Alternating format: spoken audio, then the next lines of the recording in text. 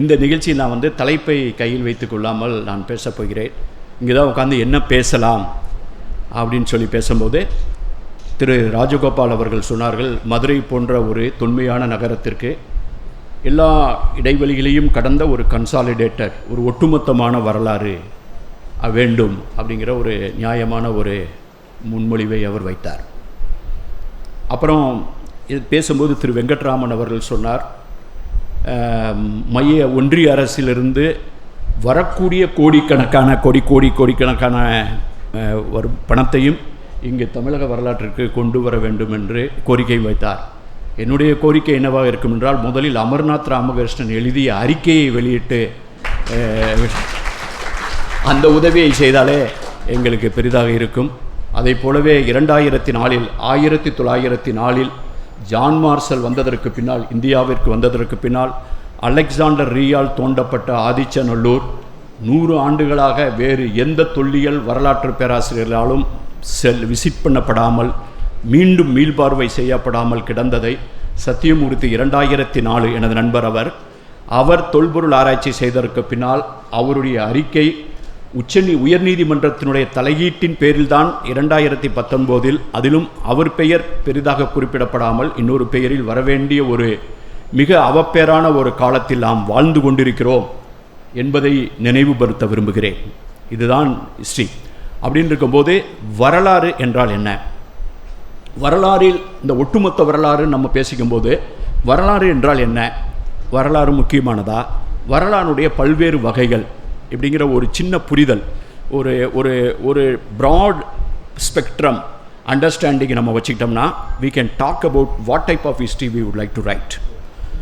First வந்து வரலாறு அப்படின்னு நம்ம பொதுவாக நினச்சிட்டு இருக்கிறது கிரானாலஜிக்கல் ஹிஸ்ட்ரி அப்படின்னு ஒரு அணுகுமுறை. கிரானாலஜி ஹிஸ்ட்ரிங்கிறது வந்து கால நிரல்படி. முதல்ல வந்து அப்படின்னா ஹிஸ்டரினா என்ன அப்படிங்கும்போது நம்முடைய புரிதல் வந்து ஹிஸ்டரி என்பது, வரலாறு என்பது எழுதப்பட்டது. நீங்கள் எழுதப்படாத ஒரு இடத்துல எழுத்து இல்லை, எழுத்து இருந்தால் தான் ஹிஸ்டாரிக்கல் பீரியட் அப்படிங்கிறதே தொடங்குது. The onset of the historical period starts with writing. அதுக்கு முன்னால் எது இருந்தாலும் அதுக்கு இமீடியட் முன்னால் இருந்ததுன்னா ப்ரோட்டோ ஹிஸ்ட்ரிம்போ, அது ரொம்ப முன்னால் இருந்தால் ப்ரீ ஹிஸ்ட்ரிம்போ, அப்புறம் திருப்பி ஆர்கியலாஜிக்கல் லாங்குவேஜில் வந்து மைக்ரோலித்திக், நியோலித்திக், பேலியோலித்திக் அப்படிலாம் போகும்.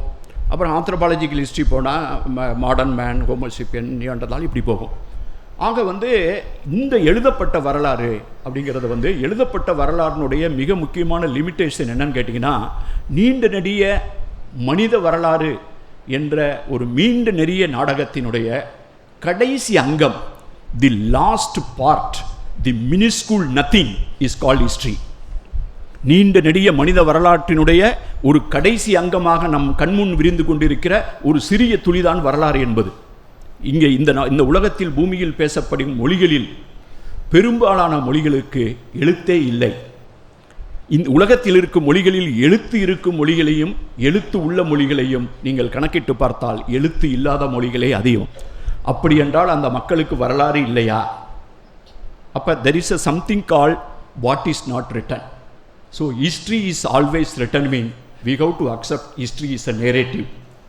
வரலாறு என்பது யார் அதை எழுதுகிறான் என்பதை பொறுத்தே கட்டமைக்கப்படுகிறது. ஆக ஹிஸ்ட்ரி இஸ் அ நேரேட்டிவ். வரலாறு என்பது கட்டமைக்கப்படுவது. இது வரைக்கும் எந்த வரலாறுலையும் நீங்கள் பார்த்துருக்கீங்களா ஒரு மன்னர் வந்து தன்னை பற்றி தப்பாக எழுதி வச்சுட்டு போனாருன்னு? நம்ம 23ஆம் புலிகேசி கூட என்ன தோணுச்சு, அமைச்சர்கிட்ட கேட்டு ஒரு போஸ்ட் கொடுத்து ஒரு 6 மடிப்பு தசையோட ஒரு படம் வரைஞ்சாங்கல்ல. எதனால் வரைஞ்சாங்க? பின்னால் யாராவது ஒரு அகழ்வாராய்ச்சியாளர் வந்து அதை தோண்டி எடுக்கும்போது 23ஆம் புலிகேசி வந்து 6 மடிப்பு தசையோட கஜினி படத்தில் சூர்யா இருக்கிற மாதிரி இருந்தார் அப்படின்னு வரலாறு எழுதுவாங்க அப்படிங்கிற ஆசை தான். அங்கே இதுவரைக்கும் எந்த இன்ஸ்கிரிப்ஷன்லையும் எந்த செப்பேடுலையும் மன்னருடைய நெகட்டிவ் சைடோ வீக்னஸோ எழுதப்பட்டதே இல்லை. ஆக வரலாறு என்பது பேசிக்கலி நேரேட்டிவ். அதாவது ஒரு ஆப்பிரிக்க பழமொழி இருக்கும், வேட்டைக்காரன் எழுதும் வரலாறின் சிங்கத்தினுடைய வரலாறை வேட்டைக்காரன் எழுதுனா வேட்டைக்காரனுடைய பார்வையில் தான் எழுதப்படும். ஆக வரலாறு என்பது எழுதப்பட்டது, வரலாறு என்பது கட்டமைக்கப்பட்டது. இந்த கட்டமைக்கப்பட்ட வரலாறு வந்து நான் என்னை போன்றவர்கள் தொடர்ந்து பேசி கொண்டு வருவது மன்னர்களின் வரலாறு மட்டுமல்ல, வரலாறு அல்ல, மக்களின் வரலாறு. நான் இன்னும் பலமுறை ஒவ்வொரு கூட்டத்திலையும் சொல்லுகிறேன், மக்களின் வரலாறே வரலாறு, மற்றதெல்லாம் வாய்க்கால் தகராறு அல்லது வரப்பு தகராறு. ஆக தி பீப்புள் ஹிஸ்ட்ரி அப்படிங்கிற ஒரு கட்டமைப்பு தேவைப்படுகிறது. அப்போ வந்து க்ரோனாலஜிக்கல் ஹிஸ்ட்ரி அப்படிங்கிறது என்னவா இருக்குன்னு கேட்டிங்கன்னா, இந்த மன்னர் இந்த ஆண்டு பிறந்தார், அவருடைய இத்தனாவது ஆண்டில் முடிசூடினார், அவருடைய இத்தனாவது முடிசூடின ஆண்டில் இங்கே போய் படையெடுத்தார், அவருடைய மூக்கறுப்பு போர் நடத்தினார், இவர் இந்த போரை நடத்தினார், அந்த போரை நடத்தினார், அப்புறம் கல்யாணம் பண்ணார், அப்புறம் 2வது கல்யாணம் பண்ணார், 3வது கல்யாணம் பண்ணார், இவருடைய குழந்தை வந்தது. இந்த மாதிரியான க்ரோனாலஜிக்கல் ஹிஸ்ட்ரி ஒரு ஹிஸ்ட்ரி. அது வந்து it's based on the rulers. இன்னொரு ஹிஸ்ட்ரி இருக்கு, that's a socio economic history, சமூக பொருளாதார வரலாறு. அந்த சமூக பொருளாதார வரலாறு பார்த்தீங்கன்னா சாதாரண மக்களுடைய வரலாறை பேசும். இப்போ சங்க இலக்கியத்தை எடுத்து பார்த்தீங்கன்னா அதில் வந்து ரூலர்ஸை பற்றி இருக்கும், சாதாரண கடை வச்சுருந்தவங்க, கடையை நடத்தினவங்க, பெண்கள், துணியை துவைச்சி கொடுக்குற அந்த தொழிலை பார்த்தவங்க, கஞ்சி போட்டு துணியை காய வச்சவங்க, நடுராத்திரி வரைக்கும் கடையை நடத்திட்டு அந்த கடையை அடைச்சிட்டு போன பெண்ணு, உப்பு விற்ற பெண், மாடு வாங்கி பால் கறந்து பாலை விற்று, மோரை விற்று, வெண்ணெயை விற்று, நெய்யை விற்று, அதில் கிடைச்ச வருமானத்தை வச்சு நகை வாங்காமல், சங்க இலக்கியம் எழுது, நகை வாங்காமல், அந்த காசை வைத்து நகை வாங்காமல் ஈன போகிற, ஏற்கனவே மாசமாக கற்பமாக இருக்கிற மாட்டை வாங்கி கட்டிய பெண்ணை பற்றிய வரலாறு சங்க இலக்கியத்தில் எழுதப்பட்டிருக்கிறது. ஒரு நாட்டை பற்றிய புரிதல் மக்களை பற்றிய வரலாற்றின் புரிதலாக இருக்க வேண்டும் என்று நாங்கள் தொடர்ந்து பேசி வருகிறோம். ஆக மக்களின் வரலாறு அப்படிங்கிற இன்னொரு டைமென்ஷன் இருக்கு. அது வந்து it comes more in the socio economic history of the people and the secular documents. அந்த டாக்குமெண்ட்ஸ், அந்த மக்களினுடைய வரலாறை வந்து நீங்கள் இன்ஸ்கிரிப்ஷன்லேயே செப்பரேட்லேயே பார்க்கவே முடியாது, கோயில் செவுத்தில் பார்க்க முடியாது, கோயில் செவுத்தில் கட்டாயம் இருக்காது. ஆக this is another dimension what is called socio economic history of the people. அப்போ இது மாதிரி லிங்குவிஸ்டிக் ஹிஸ்ட்ரி, ஆந்த்ரோபாலஜிக்கல் ஹிஸ்ட்ரி, இந்த மாதிரியான பல்வகையான வரலாறு நம்மளோட போட்டியிடுது. எந்த வரலாறை நாம் பேச விரும்புகிறோம்? Which history is a priority? என்னை போன்றவர்களுக்கு மக்களின் வரலாறு மிக முக்கியமான வரலாறு. அப்போ தான் வந்து அந்த வரலாற்றினுடைய போக்கை புரிந்து கொள்ள முடியும் அப்படின்னு நினைக்கிறோம். இன்னொரு கருத்தை நான் வந்து இந்த உரையில் நாம் எடுத்துகிட்டு வர விரும்புகிற இன்னொரு கான்டூர் என்னன்னு கேட்டிங்கன்னா, history has its own contours and history has it's contours. நம்ம வந்து பூகோளத்திற்கு மட்டும்தான் அட்சரேகையும் தீர்க்கரேகையும் இருப்பதாக நினைத்து கொண்டிருக்கிறோம். நான் நினைக்கிறேன் வரலாற்றுக்கும் இருக்கிறது அட்சரேகையும் தீர்க்கரேகையும். History has its own coordinates, history has its latitude, history has its longitudes. அப்போ ஹிஸ்ட்ரிக்கு லேட்டிடியூட் லாங்கிடியூட் இருக்குமா அப்படின்னா இருக்கும். எப்போ வந்து நீங்கள் மக்களினுடைய வரலாறை பேசுகிறீங்களோ அந்த வரலாறுக்கு லேட்டிடியூட் இருக்கும், லாங்கிடியூட் இருக்கும். ஏன்னா அந்த வரலாறு மக்கள் போகும் இடத்திற்கெல்லாம் போகும். அப்போ நகரும் வரலாறு will have a latitude and longitude. அப்போ நீங்கள் வந்து மண்ணோட வரலாறை பேசுகிறீங்களா? மக்கள் முதல்ல சொன்னது மன்னர் வரலாறா, முடியரசுகளின் உடையாரா, அல்லது மண்ணுடைய வரலாறா? மண்ணோட வரலாறை பேசுனீங்கன்னா என்னாகும், ஒரு பர்டிகுலர் கான்டூர், ஜியாகிரபிக்கல் இன்ஃபர்மேஷன் சிஸ்டத்தில் அல்லது ஜியாலஜி படித்தவங்களுக்கு, ஜியாகிரஃபி படித்தவங்களுக்கு தெரியும். There is something on polygon. ஒரு மேப்பில் ஒரு கூகுள் எர்த்தில் ஏதோ ஒரு இடத்துல வந்து இஃப் யூ புட் அ வட்டம், ஒரு பர்டிகுலர் சதுரமாக இதை போட்டிங்கன்னா அந்த கட்டமைப்புக்குள்ளே வர்றது இஸ் அ பாலிகன். அந்த பாலிகனுக்குள்ளே இப்போ நீங்கள் தமிழ்நாடு அப்படின்னு எடுத்திங்கன்னா இன்றைக்கி இருக்க தமிழ்நாட்டுடைய எல்லை. அப்புறம் அதுக்கு முன்னால் 55 நில சீர்திருத்தம், இந்த மாநில சீர்திருத்தங்கள்லாம் முடிகிறதுக்கு முன்னால், மொழிவாரி மாநிலங்கள் முடிக்கும் மெட்ராஸ் பிரசிடென்சின்னு இருக்கும், அப்புறம் மராத்தா வரலாறு இருக்கும், அப்புறம் விஜயநகர பேரரசு இருக்கும், அதுக்கு முன்னால் மௌரிய பேரரசு இருக்கும், குப்த பேரரசு இருக்கும். இப்படி ஒவ்வொரு காலத்துக்கும் ஒரு மேப்பு போடுவோம்ல, குப்தர் காலத்து இந்தியா, மௌரியர் காலத்து இந்தியான்னு போடும்போது அந்த மேப்பு போட்டோம்னா அது ஒரு பாலிகன். அந்த பாலிகனுக்குள்ளே நிறையா இடம் வரும், நாடுகள்லாம் வரும். அப்போ அந்த பாலிகன் பேஸ்ட் ஹிஸ்ட்ரியில் என்ன ஆகுன்னு கேட்டிங்கன்னா, இந்த மண்ணுக்குள்ளே வந்தவங்க போனவங்க அவங்க வரலாறை மட்டும் கட்டமைக்கும் போது ஒரு காலகட்டத்தில் இவன் வந்தது, அவன் வந்தது, இவன் எந்த ஜாதி, அவன் எந்த ஜாதி இப்படின்னு பேசி அது கடைசியில் வந்து என்ன ஆகுன்னு கேட்டிங்கன்னா, ஒரு வகையான வெரி வெரி எக்ஸ்க்ளூசிவ் ஒரு ஃபெனாட்டிக் ஹிஸ்ட்ரியாக மாறிவிடும். அப்போ என்ன ஆகும், இந்த மண்ணுக்குள்ளே வந்தவன் நீ யார், நீ எங்கேருந்து வந்த, அவன் எங்கேருந்து வந்தான், this kind of history. So that mean மண்ணினுடைய வரலாறு, மக்களுடைய வரலாறு, நகரும் வரலாறு, நகராத வரலாறு. ஏன் இதை நான் சொல்கிறேன்னு கேட்டிங்கன்னா, சிலர் என்ன நினைப்பான்னா, இங்கேயே நான் 2 கோடி வருஷமாக இருக்கேன், 1 லட்சம் வருஷமாக நான் அந்த இடத்துல தான் குடிசை போட்டு உட்காந்துருக்கிறேன், நான் வேறு எங்கேயுமே போகலை, ஆனால் நான் வந்து இங்கேருந்து உலகம் ஃபுல்லாக போவேன், ஆனால் நான் எங்கேருந்து வரலை. ஆக குத்த வைத்து உட்கார்ந்தவன் இன்னும் குகைகளில் தான் இருக்கிறான், குத்த வைத்து உட்கார்ந்து குளிர் காய்ந்தவன் இன்னும் குகைகளில் தான் இருக்கிறான், நகர்ந்து வந்தவனே நாகரிகம் படைத்தான். அப்போ நகர்ந்து வந்தவன் நாகரிகம் படைத்தான் அப்படின்னா இந்த வரலாறு நகர்தலை பற்றி பேச வேண்டும். There is no history without movement. There is no history without a movement. புலப்பெயர்வு இல்லாமல், இடப்பெயர்வு இல்லாமல் வரலாறு என்பதே இல்லை. That means you cannot speak history about a specific polygon. So that means நீங்கள் மன்னரின் வரலாறு பேசுகிறீங்களா, மண்ணினுடைய வரலாறு பேசுகிறீங்களா, மக்கள் வரலாறு பேசுகிறீங்களா பொறுத்து either history is a static, whether history has a latitude or longitude or not having latitude. இது எல்லாத்தையும் இந்த புரிதலை எல்லாம் தாண்டி வரலாறு எந்த அளவு, கடந்த காலம், ரெண்டு கேள்வி. கடந்த காலம் எந்த அளவுக்கு முக்கியமானது, வெதர் ஹிஸ்ட்ரி இஸ் இம்பார்ட்டன்ட், வரலாறு முக்கியமானதா அப்படிங்கிற கேள்வியை நம்ம ஃபஸ்ட் அட்ரஸ் பண்ணணும். வரலாறு முக்கியமானது, ஹிஸ்ட்ரி இஸ் இம்பார்ட்டன்ட். அதை விட முக்கியமானது ஹிஸ்ட்ரி இஸ் இன்னெவிட்டபிள். வரலாறு தவிர்க்க முடியாது. வரலாறு முக்கியமானது மட்டும் கிடையாது, வரலாறு தவிர்க்க முடியாதது அது மட்டும் கிடையாது. அதையும் தாண்டி ஹிஸ்ட்ரி இஸ் இன்எஸ்கேப்பபிள். வரலாறு என்பது தப்பிக்க முடியாது. நீங்கள் வரலாறுலேருந்து தப்பிச்சு போக முடியாது. Even if you want to escape from the history, history will not allow you to escape. History will not allow you to escape. வரலாறு என்பது தப்பிக்க முடியாதது. ஆக நீங்கள் முக்கியமானதான, தவிர்க்க முடியாத, தப்பிக்க முடியாத ஒரு வரலாறை பொறுப்புணர்வோடு கட்டமைக்க விடாவிட்டால், வரலாற்றை தரவுகளால் கட்டமைக்காவிட்டால், கட்டுக்கதைகள் உங்கள் மீது வரலாறு என்று கட்டவிழ்த்து விடப்படும்.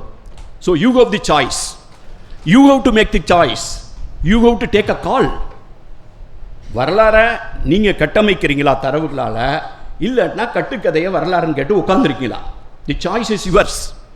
ஆக வரலாறு என்பது முக்கியமானது, வரலாறு என்பது தவிர்க்க முடியாதது, வரலாறு என்பது தப்பிக்க முடியாது. இந்த வரலாறுலேருந்து நீங்கள் தப்பிச்சு போகணும். ஏன் வரலாறுலேருந்து தப்பிச்சு போக முடியும்னு கேட்டிங்கன்னா, அடிக்கடி நான் எனது நூலில் எழுதியிருக்கிறேன், ஜேர்னி ஆஃப் சிவிலைசேஷன், ஒரு பண்பாட்டின் பயணம் சிந்து முதல் வைகை வரையில் அந்த கோட்டு மேற்கோள் காட்டியிருப்பேன். There is no present and then there is no future. The only past is repeating itself again and again and now. கடந்த காலம் என்று எதுவும் இல்லை, நிகழ்காலம் என்று எதுவும் இல்லை, எதிர்காலம் என்று எதுவும் இல்லை. கடந்த காலமே நம்மை மீண்டும் மீண்டும் கடந்து செல்கிறது. அது இன்னொருத்தர் சொல்லுவாங்க, history repeats itself, the past repeats itself. அதில் இருக்கக்கூடிய பாஸ்ட்லேருந்து நம்ம கற்றுக்கொண்ட தரவுகள், பாடங்கள், அது வந்து வரலாறு என்பது படிப்பு மட்டும் கிடையாது, அது ஒரு பாடம். If you don't learn from the history. ஆனால் அதில் என்ன ஒரு பெரிய இதுங்க அவம் என்னன்னு கேட்டிங்கன்னா, ஹிஸ்ட்ரியிலேருந்து ஹிஸ்ட்ரி படிப்பாங்களே தவிர பாடம் படிச்சுக்கிறது கிடையாது. Otherwise the war, everybody knows that war is bad. Everybody knows that what is happening in Palestine is bad. Everybody knows that what is happening in Ukraine is avoidable. But then everybody knows that World War First also bad, Second War also is bad. Everybody knows that atomic bomb is bad. Everybody knows that the Kalinga War is bad. So but it happens. ஆக எந்த புரிதலை நீங்கள் வந்து உள்வாங்கிக் கொள்வதற்கும் கட்டமைப்பதற்கும் வரலாறு பற்றிய புரிதல் நமக்கு தேவையாக இருக்கிறது. Coming to Tamil history. இப்போ தமிழ் ஹிஸ்ட்ரின்னு ஒன்று தனியாக நம்ம வந்து இப்போ என்னவா இருக்கோம், இந்திய துணைக்கண்டம், இந்தியா அப்படிங்கிறது அப்சல்யூட்லி இன்எஸ்கேப்பபிள், இன்னெவிட்டபிள், இன்டிஸ்பென்சபிள். நீங்கள் 1000 என்ன வேணும் பேசுங்க, நீங்கள் இந்தியாவில் இருக்கிறீங்க. எனக்கு ஒரு நாட்டுப்பண் இருக்குது, அந்த நாட்டுப்பண்ணு நான் குறிப்பிடப்படுகிறேன். அதில் வந்து நீங்கள் விரும்புகிறீங்களா விரும்பலை, நான் வந்து ஏன் திராவிடங்கிற சொல்ல பயன்படுத்துகிறேன்னு நிறைய பேருக்கு வருத்தம். நீங்கள் தேசிய நாட்டுப்பண்ணிலிருந்து இந்த இது இருக்கிறது. You are having a linguistic family. இதிலிருந்து நீங்கள் தப்பிச்சு போனால் நீங்கள் you have to come with in evidence. ஆக இந்த சூழலில் வந்து இந்தியா என்ற ஒரு திணைக்கண்டத்தில், இந்தியா என்ற நாட்டில் ஒரு பகுதியாக இருக்கிற தமிழ்நாட்டில் இருந்து நாம் வரலாறை பேசுகிறோம். இப்போ யூ ஹவ் அ சாய்ஸ். இந்த கன்ஃபைன், இந்த ஜாகிரபிக்கல் கன்ஃபைன்கிட்டிருந்து வரலாறை பேசுகிறதுனா நீங்கள் மண்ணினுடைய வரலாறை பேசுகிறீர்கள். இந்த மக்களினுடைய வரலாறை பேசும்போது என்னை மாதிரி ஆளுங்க எங்களுக்கு வந்து we have no stake. Let me tell you, I am not a teacher, I am not a professor, I have no agenda, I don't want to become an HOD. My food coming from elsewhere. I worked so hard for last 44 years, 4 years as a journalist in Madurai, 40 years in civil service. I worked all over the world. So I have no stake. I am dispassionate. I am just pursuing a truth. அதனால் வந்து I am able to be very independently seeking my own methodology. என்னுடைய மெத்தடாலஜியை நான் வடிவமைக்க முடிவதற்கு காரணம் இதில் வந்து எனக்கு எந்த எதிர்பார்ப்பும் இல்லை அப்படிங்கிறதான். If you are capable of refuting, please come and refute that. That is what the invitation is all about. ஆக இந்த வரலாற்றை கட்டமைக்கும் முயற்சியில் எது இந்த உண்மைக்கான தேடல் முக்கியமாக இருக்குது. அப்போ என்னை மாதிரி ஒரு தமிழ் ஸ்டூடெண்ட் மதுரையில் தமிழ் படிச்சுட்டு மதுரை யூனிவர்சிட்டியில் எம்ஏ பண்ணிகிட்டு இருக்கும்போது எனது சங்க இலக்கியத்தில் நான் ஒட்டகம் எலும்பு தின்பதை படித்தால் அகநானூற்றில் அல்கு பசி தீர்க்கும் ஒட்டகத்தை பற்றி படித்தா, அதுவும் அந்த ஒட்டகம் வணிக சுமையை சுமந்து செல்லும் வழியில், வணிகர்களுடைய வணிக சுமையை சுமந்து செல்லும் வழியில் அந்த ஒட்டகம் பசி தாங்க மாட்டாமல் அந்த மண்ணில், பாலைவன மண்ணில் இருக்கக்கூடிய எலும்புகளை, ஏற்கனவே இறந்து போன மிருகங்களுடைய, விலங்குகளுடைய வெள்ளையான எலும்புகளை, எலும்பை தின்று பசியாரும் அப்படிங்கிற ஒரு இலக்கியத்தை படித்தா என்னை மாதிரி ஆளுக்கு வந்து என்ன தோணும், நம்ம பகுதியில் தென்னிந்தியாவில் ஒட்டகமே இல்லையே, இப்போ இந்த ஒட்டகம் எங்கேருந்து வந்துச்சு, இந்த ஒட்டகம் அப்பயே மீனாட்சி அம்மன் கோயிலில் கட்டி போட்டிருந்த ஒட்டகமா அப்படின்னு நினைக்கும் போது, அப்போ மீனாட்சி அம்மன் கோயில் இருந்திருக்காது, இல்லை இருந்தால் கூட இந்த ஒட்டகம் வந்து கட்டி போட்ட ஒட்டகம்னு சொல்லலையே, அப்போ சர்க்கஸ் கம்பெனி இல்லையே, அப்போ இந்த ஒட்டகத்தில் வந்து வணிக சுமையை சுமந்துட்டு போன பீஸ்ட் ஆஃப் பர்டன், சுமையை சுமந்து போக ஒரு மிருகம், அதுவும் வணிகர்களுடைய வணிக சுமையை, அப்போ வணிகர்களுடைய வணிக சுமையை அதை சுமந்துட்டு போனோம், அதற்கு ஒட்டகத்தை பயன்படுத்தணும். நான் அதிகபட்சம் இங்கே மாட்டு வண்டியை பயன்படுத்துவேன். இந்த கொடைக்கானல் இந்த பகுதியில் போனேன்னா ஏதாவது ஒரு கழுதையை, கோவில் கழுதையை பயன்படுத்துவேன் தவிர இது ரெண்டை தவிர எனக்கு தெரியாது. ஒட்டகத்தை நான் ஏன் பயன்படுத்த போகிறேன்? இன்னொரு இடத்துல கடற்கரையில் ஒட்டகம் படுத்துருக்கு. இந்த புலவனுக்கு பார்த்தோம்னா ஒட்டகம் படுத்து கிடக்கிற தூரத்துலேருந்து பார்க்கும்போது கடலில் வந்து அகில் மர கட்டையை அடித்து போட்டு அடைச்சி போட்டுக்கலாம். அந்த கரையில் வந்து ஒதுங்கியிருக்கும் அந்த பழைய மரம்லாம். கொஞ்சம் மரம் வந்து இப்படி பல்வேறு வடிவுகளில் இருக்கும் பார்த்தீங்களா, அனிமல்ஸினுடைய அந்த அந்த அந்த அந்த அந்த கட்டை, விறகு கட்டையை பார்த்தீங்கன்னா நீங்கள் பார்க்குற பார்வையில் தோட்டத்தில் இருக்கும். தூரத்துலேருந்து பார்த்தா கடற்கரையில் வந்து ஒரு ஒட்டகம் படுத்து தூங்குற மாதிரி, ஓங்கு நிலை ஒட்டகம் துயின்றன, அவனுக்கு தூரத்துலேருந்து பார்க்கும்போது ஒட்டகத்தோடைய திமிழோடு அப்படி தூங்குற மாதிரி தெரியுது அந்த கட்டை. பக்கத்தில் போன பார்த்தா அது விறகு கட்டை. அப்போ எவனோ ஒருத்தன் ஒட்டகம் கடற்கரை மணலில் படுத்து தூங்குவதை பார்த்தவனுக்கு மட்டும்தான் இதை வந்து இப்படி ஒரு உவமையை சொல்ல முடியும். சரி, கவரிமா என்ற ஒரு விலங்கு, அந்த கவரிமா என்ற விலங்கை பேசும்போதெல்லாம் சங்க இலக்கியம் வான்தோய் இமயத்து கவரிங்குது. வான்தோய் இமயம், இமயத்தோடைய அனாட்டமியை தெரிஞ்சவங்களுக்குலாம் உங்களுக்கு தெரியும், தி அனாட்டமி ஆஃப் இமாலயாஸ். அப்போ நீங்கள் you have to know the geography, you have to know the geology. It has got an autonomy, அதாவது ஹையர் ரீச்சஸ் ஆஃப் ஹிமாலயா. அந்த ஹையர் ரீச்சஸ் ஆஃப் ஹிமாலயாங்கிறது வான்தோய் இமயம் அல்லது வான் தொடும் இமயம். மிடில் இமாலயாஸ் நடு இமயம், லோயர் இமாலயாஸ், அதுக்கு பின்னால் Shivalik ranges and Terai region. இதுதான் அனாட்டமி ஆஃப் இண்டஸ். இந்த கவரியை பற்றி பேசும்போதெல்லாம் சங்க இலக்கியம் வான்தோய் இமயத்து கவரி, இந்த வான்தோய் கவரிங்கிற சொல்ல வந்து அப்படி தொடர்ந்து பயன்படுத்துது. That mean where the Himalaya is touching the sky, அங்கே இருக்கக்கூடிய கவரி. அது என்ன செய்யுதுன்னா வாசம், நரந்த என்ற வாசனை புல்லை சாப்பிட்டுட்டு, அது வந்து வாசனைங்கிற புல்லை சாப்பிட்டுட்டு தன்னுடைய ஜோடி கவரிமா, பெண் கவரிமாவும் ஆண் கவரிமாவும் தகரங்கிற மரத்துக்கு கீழே படுத்து ஒரு கனவு கண்டுக்கிட்டு இருக்கு. அது தேடி தேடி அந்த வாசனை, எல்லா இடத்துலையும் புல் இருக்குது, ஆனால் அதை தேடி தேடி திங்கிறது வந்து அந்த நரந்தைங்கிற நறும்புல்லை தான் அதை சாப்பிடும். அதை சாப்பிடும்போது மறுநாளும் அது மேய்கிறதுக்கு இந்த நறும்புல் கிடைக்கிற மாதிரி அதுக்கு ஒரு கனவு வருது. சங்க இலக்கியத்தில் நரந்தைங்கிற நறும்புள்ள சாப்பிட்டு தன்னுடைய ஜோடியோட தகரங்கிற மரத்துக்கு கீழே படுத்து தூங்குற கவரிமா நாளைக்கும் அதே புல்லு கிடைக்கிற மாதிரி கனவு கண்டுச்சுன்னு ஒருத்தன் எழுதுறான்னா, அந்த மரம் நறும்புல்லை சாப்பிடுமா? அந்த தகர மரம்னா என்ன? இதை தேடி நான் லடாக்கு போயிருக்கேன், இதை தேடி டிபெட்டன் அந்த பகுதியில் போய் நான் பேசியிருக்கிறேன், அருணாச்சல் பிரதேசில் போய் இதை தெரிந்தவரிடம் பேசியிருக்கிறேன், நூல்களை படித்திருக்கிறேன்.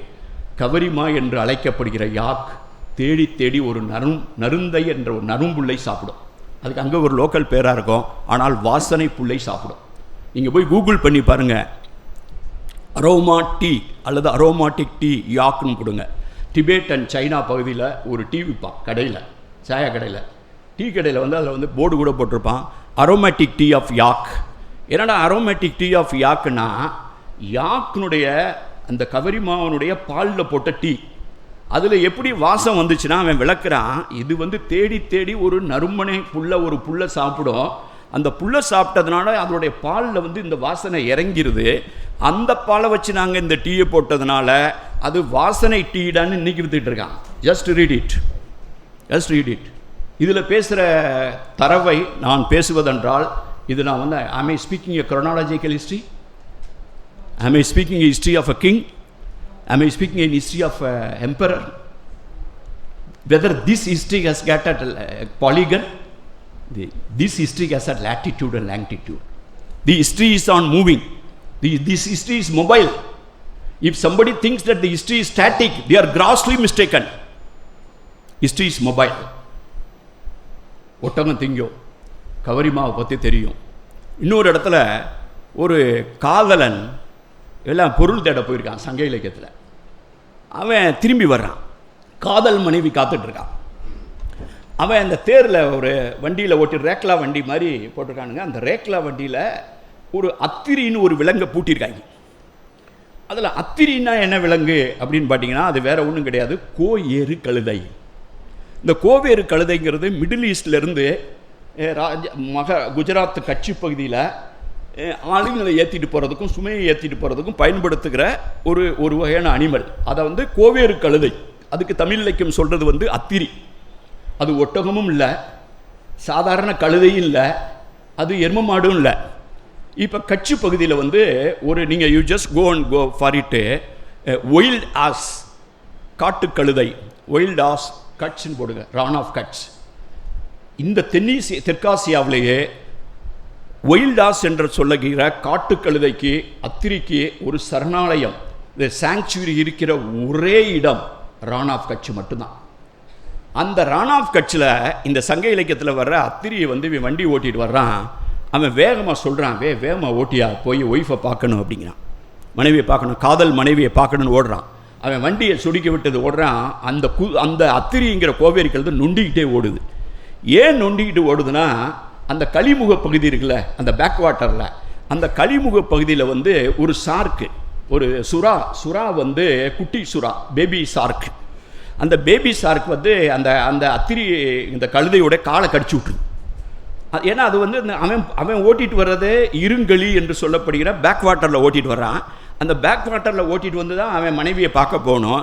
வழியில் வந்து அந்த பேக் வாட்டரில் வந்து அந்த ஷார்க் இருந்து அதை காலை கடிச்சு விட்டுருது. அதனால அந்த ஏற்கனவே கடிப்பட்டதுனால அது வந்து கிச்சு லேசாக வந்து நொண்டிட்டு ஓடுது. இது வந்து சங்க இலக்கியத்தில் ஒரு காட்சி. இந்த பகுதியிலே தெற்காசியாவிலேயே ஷார்க் வந்து நேச்சுரலாக வந்து ப்ரீடு பண்ணுற ஒரே ஒரு இருங்கலி. Where the shark comes and breeds is the back waters of the Kutch. இந்திய பண்பாட்டு வரலாற்று, இந்திய geological history, geographical history, the moving history, the history of இந்த பூகோளத்தில் எங்கேயாவது ஒரு இடத்துல ஒரு காட்டுக்கழுதையை வண்டிக்கு பயன்படுத்தினா அது குஜராத் ரான் ஆஃப் கட்ச். அந்த அத்திரியை வந்து ஒரு சுறா குஞ்சு கடிச்சு விட்டுருந்ததுன்னா அது ரான் ஆஃப் கட்ச். இது ரெண்டும் வேற எந்த இடத்துலையுமே சந்திச்சிருக்க முடியாது. அது எப்படி தமிழ் சங்க இலக்கியத்துக்கு தெரிஞ்சது? இந்த ஹிஸ்ட்ரியை வேற எவனாவது எழுதியிருக்கானா? நான் போய் இந்த ஒட்டகத்தை பற்றி விசாரிக்க ஐ have gone to Jaisalmer. I have met the people who are rearing. I have got in touch with the Indian Camel Research Center in Bikaner. I got in touch with so many people outside the country, inside country. முதல்ல ஒட்டகம் எலும்பு திங்குமாயா? ஒட்டகம் வளர்க்குறவங்கள்ட்ட கேட்டேன். நான் பார்த்ததில்ல sir, எங்கள் பாட்டி தாத்தாலாம் சொல்லியிருக்காங்க அது வந்து ரொம்ப பட்னியாக கிடந்தால் எலும்பு திங்குன்னு சொல்கிறாங்க. அது ஒட்டகம் எலும்பு திங்கிறது வந்து ஆக்சுவலி நீங்கள் கூகுளில் பண்ணி பார்த்தீங்கன்னா வில் ஈட்டின்னு கேட்டிங்கன்னா இட்ஸ் அ லேக் ஆஃப் ஒரு பர்டிகுலர் டெஃபிஷியன்சினால். இப்போ நீங்கள் பார்த்தீங்கன்னா மானெல்லாம் போய் உப்பு நக்கும், அந்த deficiency of salt, the craving for the salt. அது மாதிரி ஒரு பர்டிகுலர் டெஃபிஷியன்சி இருக்கும்போது ரொம்ப பட்டினி. அது எப்போ வரும்னு கேட்டிங்கன்னா 7-8 நாளாக கொலை பட்டினியாக ஒரு ஒட்டகம் இருந்துச்சுன்னா, ஸ்டார்விங் ஆச்சுன்னா, அது ஒன்றுமே செய்யாமல் அந்த கிரேவிங்கில் போய் எலும்பை போய் கடிச்சு திங்கும். இப்போ இதுக்கு நான் விடை தேடி போய்கிட்டு இருக்கேன். ஜஸ்ட் கூகுள் பண்ணி பாருங்கள். ஒரு 7-8 வருஷத்துக்கு முன்னால் பாகிஸ்தானில் இருக்கக்கூடிய ஒட்டக ரிசர்ச் அண்ட் அக்ரிகல்ச்சர் இந்த யூனிவர்சிட்டியிலேருந்து ஒரு செய்தி வந்தது டான் நியூஸ் பேப்பரில். 7 வருஷமாக மழை இல்லை பாகிஸ்தானுடைய சிந்து பகுதியில், பாலைவன பகுதியில். அதனால அந்த பகுதியில் இருக்க ஒட்டகம்லாம் சரியாக சாப்பாடு கிடைக்காம ஃபுல்லாக எலும்புகளை திங்க ஆரம்பிச்சுன்னு ஒரு நியூஸ் போட்டிருக்கேன். Just go and find it out in Google. But we are relying only on inscriptions. We want to rely only on the copper plate. We want to wait till the next archaeologist or the accidentally எப்பயாவது ஒரு இடத்துல வந்து காட்டு பகுதியில் போகும்போது மாடு மேய்க்க போன ஒருத்தர் வந்து தட்டி தடுக்கி விழுந்து அவன் ஒரு மண்டமேட்டு ஓட்டு மேலே விழுந்து அவன் மண்டை அடிபட்டு அவன் தாசில்தாருக்கு தகவல் கொடுத்து இங்கே கீழே விழுந்து கொடுத்து ஒரு காசும் கிடைக்கிது, ஒரு மண்டை ஓடு இருக்குன்னு சொல்லி அவர் தாசில்தார் வந்து அவர் தகவல் சொல்லி அவர் நோண்டி அவர் ரிசர்ச் கொடுத்து அதை ஏஎஸ்ஐ பப்ளிஷ் பண்ணி இதுதான் வரலாறு நம்ம நினைக்கிறோம். That is not history. The history is this. You have to give me an answer for that. How it happened? What is that experience? How it happened? இந்த கேள்வியை கேட்கக்கூடிய ஒரு வரலாற்றை நாம் உருவாக்க வேண்டிய தேவை இருக்கு. சங்க இலக்கியத்துக்கு எப்படி தெரியும்? உனக்கு தெரியுமா? ஒட்டக சாஸ்திரம்னு வடமொழியில் ஒரு இலக்கியம் இருக்கு. நான் போய் அதை பற்றி அந்த பாஸ்திரத்தை போய் டெல்லியில் வேலை பார்க்கும்போது என்னையா ஒட்டக சாஸ்திரம் எழுதிருக்கீங்க? ஒட்டக சாஸ்திரம் அங்க லட்சணங்கள்லாம் இருக்குது பார்த்தீங்களா? அதுக்கு வந்து நம்ம அதுக்கு பேர் என்ன, அந்த உடல் இலக்கணம்லாம் இருக்குது, உறுப்புகள். சாமுத்திரிகா லட்சணம். சாமுத்திரிகா லட்சணம் மாதிரி ஒட்டகத்துக்கே சாமுத்திரிகா லட்சணம் இருக்குது. இந்த ஒட்டகம் இப்படி இருந்தால் இவ்வளோ விலை, அப்படி இருந்தால் நல்லது, இப்படி இருந்தால் ராசி, இப்படி இருந்தால் ராசி இல்லைன்னு ஒட்டகம் நல்ல ஒட்டகம் கெட்ட ஒட்டகம் எவ்வளோ விலை கொடுத்து வாங்கலாம் தான் எழுதியிருக்கானே தவிர சாமுத்திரிகா லட்சத்தை ஒட்டகம் எலும்பு திங்குன்னு சொல்லவே இல்லை. சரி, ஒட்டகம் எலும்பு திங்குமான்னு இவங்க என்ன சொல்கிறாங்கன்னு கூகுளில் போய்த்தன்னா அங்கே ஒருத்தர் வெப்சைட்டில் போட்டு எழுதியிருக்காரு, அவங்க ஒட்டகம் எலும்பு திங்கும்னு தப்பாக எழுதிட்டாங்க. அதில் வந்து வெள்ளை எலும்புன்னு சொல்கிறது ஆக்சுவலி போனு கிடையாது, எலும்பு கிடையாது. அது வந்து ஒரு வெள்ளையாக இருக்கிற பூ. யார் ஒருத்தர் இவர் கருத்து சொல்லியிருக்காரு. அவர் வேதங்களையும் தமிழையும் எப்பயுமே ஒப்பிட்டு எழுதிட்டு இருக்காரு. அவருக்கு ஒரே ஒரு எப்படா நான் வெஜிடேரியனாக இருக்கிற ஒட்டகத்தை போய் நான் வெஜிடேரியன் சொல்லிட்டாங்க சங்க இலக்கியத்தில். நம்மளே வெஜிடேரியனு, ஒட்டகமும் இன்னும் வெஜிடேரியனாக இருக்கிறது எப்படா எலும்பு சாப்பிட்டுச்சு அவன் கவலை. அதான் எலும்பையே எலும்பு இல்லை வெள்ளை பூவுங்கிறான். இது ஒரு வெள்ளை பூவுன்னு ஒருத்தன் எழுதிட்டு போகிறான். அப்போ இது மாதிரி திருப்பதி லட்டுலேயே என்னாச்சுன்னு சண்டை போட்டுக்கிறாங்க. அப்படின்னு இருக்கும்போது ஒட்டகத்தை எலும்பு தின்னா உனக்கு என்னையா பிரச்சனை? அப்போ ஒட்டகம் எலும்பு தின்கிற உண்மையை தேடி தேடி நான் போக வேண்டியது இருக்கு. கடைசியில் ஒட்டகம் எலும்பு திங்கும், அது ஒரு deficiency. That's a problem. So that has been marked. இதை இந்தியாவில் பதிவு செய்த ஒரே இலக்கியம் சங்க இலக்கியம் என்றால், அத்திரியின் காலை சுறா கடிக்கும் என்பதை பதிவு செய்த ஒரே இலக்கியம் சங்க இலக்கியம் என்றால், கவரி நரந்த என்ற நறும்புள்ளை உண்ணும் என்பதை தகரம் என்ற மரத்தின் கீழ் படுத்து தின்னும் அதனுடைய பால் ஏன் வந்து அது வாண்டே இமயம்னா, அந்த கவரி மார்க்கு பார்த்தீங்களா, அது அந்த ஆல்டிடியூட்லேருந்து 9000 மீட்டர், அப்போ அந்த 15,000 அந்த இதில் அந்த வான்தோ இமயத்து அந்த ஆல்டிடியூட்லேருந்து இறங்கி கீழே வந்துச்சுன்னா அந்த வெப்பத்தை அதனால் தாங்க முடியாது. அந்த வெப்பத்தை தாங்க முடியலன்னா அதுக்காகத்தான் இயற்கை வந்து அதுக்கு பயங்கரமாக முடி கொடுத்துருக்கு. அந்த முடியை வந்து கவரி முச்சின்னு சொல்கிறதெல்லாம் அதெல்லாம் அதனுடைய முடியெல்லாம் பிடிங்கி நம்ம வந்து சௌரி முடின்னு வச்சுட்ருப்போம். அந்த கவரி முச்சியை பற்றி சங்க இலக்கியத்தில் எழுதியிருக்கான். பெண்கள்லாம் வந்து அந்த கவரி முடியை வச்சுருக்காங்க அப்படின்ட்டு. அதுக்கு பின்னால் கடவுளுக்கு அரசர்களுக்கெல்லாம் வந்து பக்கத்து வந்து வீசிகிட்டு இருப்பாங்க. அதில் வெண்சாமரம் வீசுகிறேன்னு சொல்கிறாங்கல்ல. இப்போ வெண்சாமரம் இப்போ பிளாஸ்டிக்லாம் வந்துருச்சு, அது ஃபைபரில். அதுக்கு முன்னால் வந்து உண்மையிலே கவரி முடியில் இருந்தது. கருப்பாகவும் ஒன்று இருக்கும், வெண்மையாகவும் இருக்கும். சாமிக்கு வீசுவாங்க, ராஜாவுக்கும் வீசிக்கிட்டு இருப்பாங்க. அது வந்து கவரியினுடைய முடியிலிருந்து வந்தது. அப்போ மயிர் நீப்பின் உயிர் வாழா கவரிமா அன்னார் உயிர் நீப்பின் மானம் வரின் அப்படின்ற திருவள்ளுவர் சொல்லவும், அதை வந்து கவரி மான்னா விலங்கு, கவரி என்ற விலங்குன்னு சொல்லாமல் கவரி மான் அப்படிங்கிற ஒரு மான்லேயே ஒரு வகைன்னு சொல்லவும், நம்மளுக்கு வந்து கவரி மான்னு ஒரு படத்தை எடுத்து அதில் சிவாஜியை நடிக்க வச்சுட்டாங்க. சிவாஜி வாணிஸ்ரீ தானே, யார் தெரியல, சிவாஜி நடித்த படம் கவரிமான். கவரிமான் ஸ்ரீதேவி யாரோ நடிச்சிருந்தாங்க, ஆனால் சிவாஜி படம். அப்போ அது ஒரு மான் ஆயிடுச்சு. இவன் போய் கவரி முச்சி அப்படின்னு அந்த முடியில் வச்சுருந்த கவரி முச்சி அதுதான் வந்து சௌரி முடியாச்சு. ககர ஒளி வந்து சகரமாகும், ககர சகரமாட்டோம். இப்போ சௌரி முடி வச்சுருக்காங்க. சௌரி விற்கிறாயின்னு விற்றுருவாங்களா, முடியை வாங்கினா டக்குன்னு கீழே விழுந்துருவாங்க. அது மாதிரி இந்த சௌரி முடி கவரி முடிங்கிறதுல இந்த இதை எப்படி பதிவு செய்தது என்ற கேள்வியெல்லாம் கேட்கும்போது இது people like us we are perplexed. சங்க இலக்கியத்தில் 4 வகையான காற்று இருக்குது. பொதுவாக நீங்கள் காற்றே வந்து வெஸ்டர்லி விண்டு, நார்தர்லி விண்டு, சதர்ன் விண்டுன்னு சொல்லுவாங்க. நம்ம வந்து ஜாகிரஃபி ஒரு ஜாகிரஃபி இருக்குது. இந்த ஜாகிரஃபியில் வந்து வடவேங்கடம் தென்குமரி ஆயிடை தமிழ் கூறும் நல்லுலகம் அப்படிங்கிற ஒரு ஜாகிரஃபியை சங்க இலக்கியம் கொடுக்குது. அந்த சங்க இலக்கியத்தில் வந்து 4 வகையான காற்று பேசப்படுது. ஒன்று வந்து வடக்கிலிருந்து வீசுகிற வாடை காற்று இருக்குது, அது பயங்கர குளிர் அடிக்குது.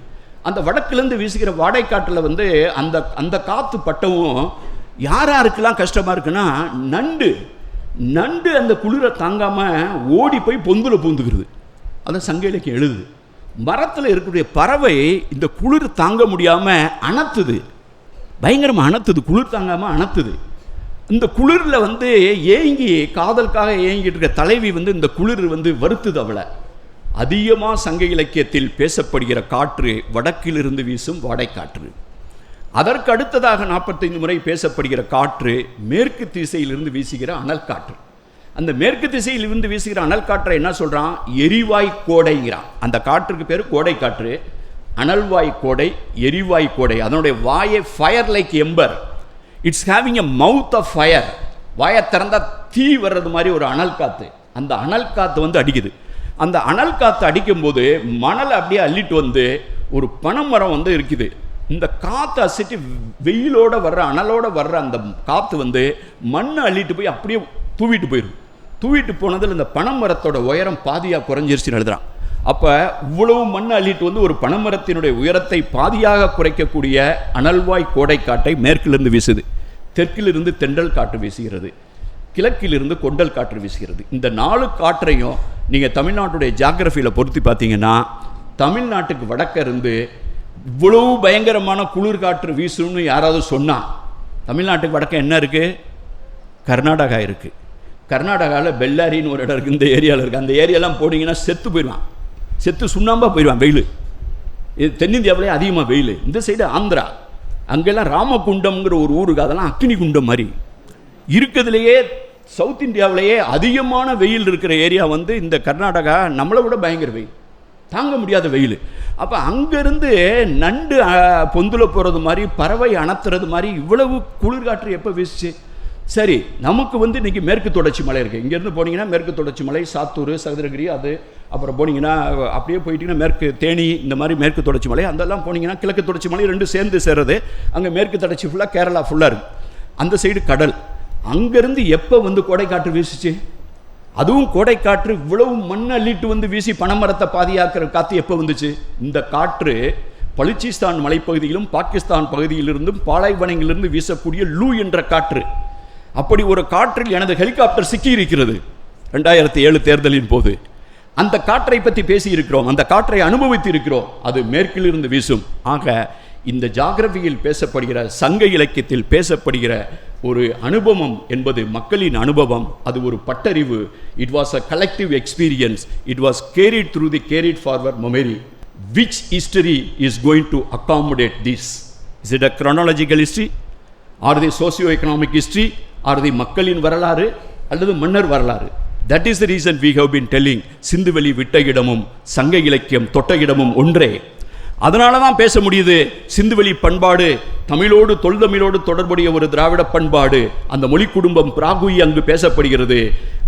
இங்கே வட இந்தியா முழுவதும் வட மால்டோ, குரூக், கோண்டி, குயி, கொலாமே என்று பல திராவிட மொழிகள் பேசப்படுகின்றன. ஆனால் அந்த நினைவலைகளை எல்லாம் அடக்கி கொண்டு வந்து சங்க இலக்கியமாக்கிய பெருமை தொல்தமிழுக்கே உண்டு. அங்கு ஒருவேளை காமன் லிங்குவா ஃப்ராங்கா இருந்தால், ஒருவேளை வாசிக்க முடிந்தால், அநேகமாக அதில் தமிழ் சொற்கள் இருக்கக்கூடும். ஆனால் இன்னும் வாசிக்க முடியவில்லை என்பதுதான் இன்னைக்கு வரைக்கும் கள நிலவரம். ஆக எல்லாத்தையும் நீங்கள் மைண்டில் வச்சு பார்த்தீங்கன்னா, history has to have interdisciplinary, not only interdisciplinary, multidisciplinary, it has to have a transdisciplinary approach. அப்படிப்பட்ட ஒரு அப்ரோச் இருந்தால் தான் உண்மையான வரலாறை புரிந்து கொள்ள முடியும். Otherwise it will be confined to a particular department, history department, geography department, anthropology. They don't talk to each other. So what I am looking for is a consolidated, a very integrated approach, a transdisciplinary and interdisciplinary and multidisciplinary approach to the history, and it has to accommodate the science, it has to accommodate the genetic studies, DNA studies, geography, new science which are coming. Then only the history will be meaningful. Thank you very much for this opportunity. உன் கடவுளை விட, உன் சாஸ்திரத்தை விட, உன் முன்னோரை விட, உன் வெங்காயம் வழக்கமாத்தை விட உன் அறிவு பெருசு, அது சிந்தி.